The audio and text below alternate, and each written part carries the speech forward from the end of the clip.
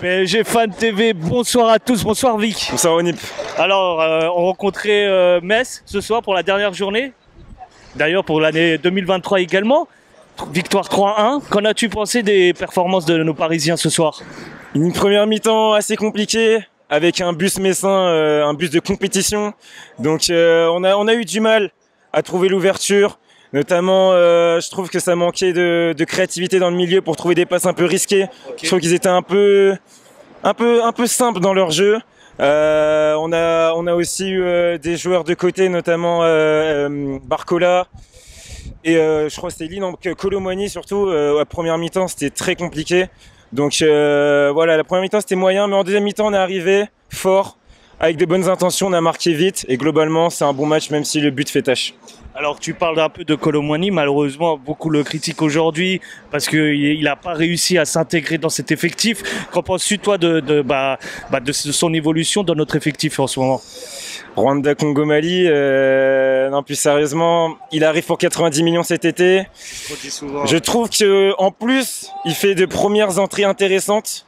Et ça, après, ça a été la descente aux enfers. Au poste de numéro 9, il a jamais réussi à vraiment s'imposer. Son dos au jeu, il a été très compliqué.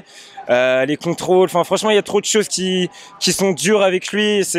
Au bout d'un moment, il joue avec des Timberland à chaque match. C'est compliqué pour un joueur de foot. Donc, faut pas l'enterrer, car pour moi, avec de la confiance et du temps, il pourra performer. Mais c'est la vérité de dire que cette première partie de saison, elle est ratée pour lui. Alors, qu'est-ce qui ressort de positif aujourd'hui pour toi?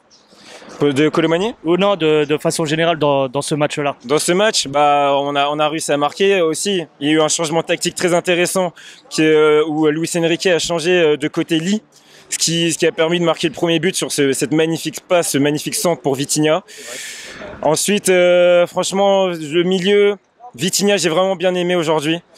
Il me fait mentir, franchement, il me fait retourner ma veste. Il m'a régalé ce soir, même s'il faut lui laisser le temps et le reste de la saison pour véritablement juger. Ugarte, ça a été compliqué aujourd'hui. Et franchement, depuis quand même, j'ai envie de dire un bon mois, il a une baisse de régime et ça m'inquiète. Et après, globalement, franchement, on sort un bon match, même si défensivement, il y a des choses à dire, notamment sur le corner, où Marquinhos lâche le marquage. C'est assez inquiétant. Encore un but qu'on prend sur corner après le match au Parc contre Nantes il y a une semaine. Donc pour l'année 2024, il y a des choses à corriger, ça c'est sûr. Et la finition aussi. Un dernier mot pour terminer? Le mercato, on voit qu'il y a des pistes, notamment de cracks brésiliens. Mais pour moi, il faut recruter de la qualité et à un secteur précis, c'est le milieu de terrain.